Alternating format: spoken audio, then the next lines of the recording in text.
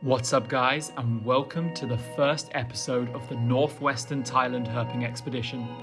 In late August, our team undertook a long road trip to one of the most remote yet beautiful areas of Thailand in order to search for the mythical Onkoi pit viper, a species so rare it has only been found a couple times ever by herpers. Through this journey, we battled all kinds of weather conditions and habitat types, encountering a plethora of iconic, rare, and little-known herpetofauna. So sit back and enjoy the experience. We got another big day today, big drive by that I mean, but we're going to a very exciting area, the premier area, the whole point of this trip, the place with the #1 target. I'm not going to say what it is yet. Maybe it'll be in the video title or something. I don't know. Can't think that far ahead, but let's get going.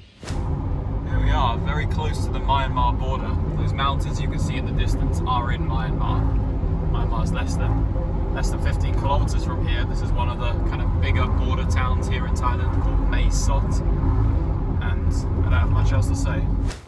All right guys, I almost just road pizzaed this brass here, this brass. I was looking at an ambulance going past and the guys were like, whoa, snake, but fortunately went right between my wheels apparently. But hold on, car going past. These brass do this really cool thing when they're on the road and you see them where they just like periscope and remain completely still. They think they're camouflaged, but they really aren't.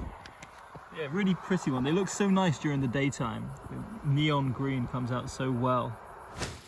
Just touched down our accommodation, and honestly the scenery around here is incredible with these green paddy fields, limestone karst formations, and places are looking pretty tidy too. We've got these benches outside to chill on. This has got to be one of the most remote places in Thailand I have ever been, possibly the most remote, but it's absolutely stunning. What a place to be. And it was here in this incredibly remote Myanmar border town in Tak province that I discovered truffle lays, my new favorite flavor of lays. These go so stupid. And on that note, it's time to head out herping.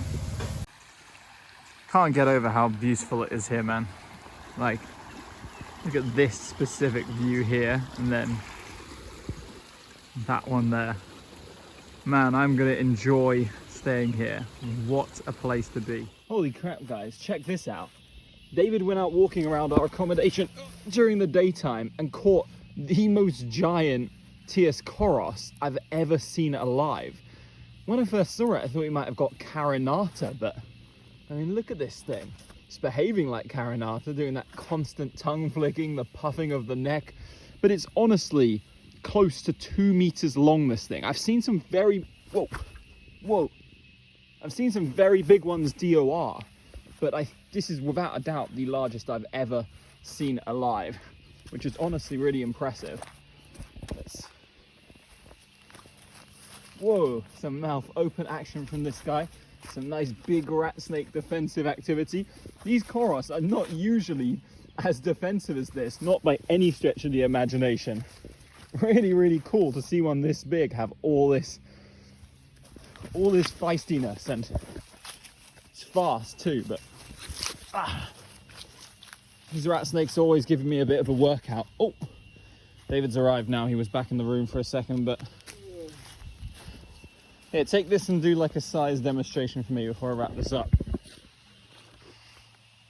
I'm 1.8 and I'm pretty sure it's slightly longer. Yeah, it's slightly longer than you, so 1.9, probably close to 2 meters if its muscles were all fully relaxed. Snakes never look as big as they are when you like hold them out like that, because they tense up their muscles a lot. But yeah, very common species, but very impressive snake. Cool find. Oh shit, guys. First snake of the night on the road. Do you guys know what that is? That's McClellan's coral snake. One of our biggest targets of the trip, and it's huge. Kind of hard to see on camera, but like, look at Harriet stretching it out. It's a solid, like 60 centimeters at least. I mean, that's a big coral snake. Do you mind taking it in hand for a moment? And an incredible species. We were cruising and suddenly there was a snake on the road. and we saw that it was red, and I was thinking, it was kind of weirdly coiled on the road. It was like turning around. I was thinking, it's going to be one of the cool Oligodon, amazing. And then it turned, and I saw that little white head, that white band on the head. And we were like, me and Harry at the exact same time, we're like, McLelandi! Amazing. Show me the venter for a second. Similar to the coral snakes in the south, it has quite a striking venter, this one. A very piano keyboard, or corn snaky as some people would call it. At some point we'll probably get this one to calm down. I'll shoot some better video, but the adrenaline is high right now. First snake, and it's a very, very, very special one. McLelland's coral snake. Okay, it's calmed down a bit, moving a bit slower, so I figured I'd film it here on the road. And what is there to say about this incredible snake? Well, it is a coral snake, not the same genus as the ones we've been seeing in the south, although now that I mention it, I didn't feature any of them on my YouTube channel, so forget about that for a second. This is Cynomicrurus, which makes sense as morphologically it does resemble the American Micrurus genus coral snakes quite a lot. I think many people will see a resemblance in the head, and the general shape and size of them is similar. But these are, yeah, they live a very similar life. They cruise around the leaf litter in evergreen forests, feeding on various small snakes, everything from slug snakes to blind snakes, more or less anything that's small. But these are not small themselves. They actually are probably the second largest coral snake in the country, second to Calliophis burvigata. And this one's bigger than the most recent Calliophis burvigata I saw, and possibly the same size as the one before. So yeah, really impressive snake, incredible coloration. Not as like striking as the American Micrurus, but still has that very strong orange with the banded pattern, and is surely a snake to behold and not common at all. This is certainly a rare species, and one we all dreamt about finding on this trip. What an incredible snake. I'm going to take some pictures of it with the guys.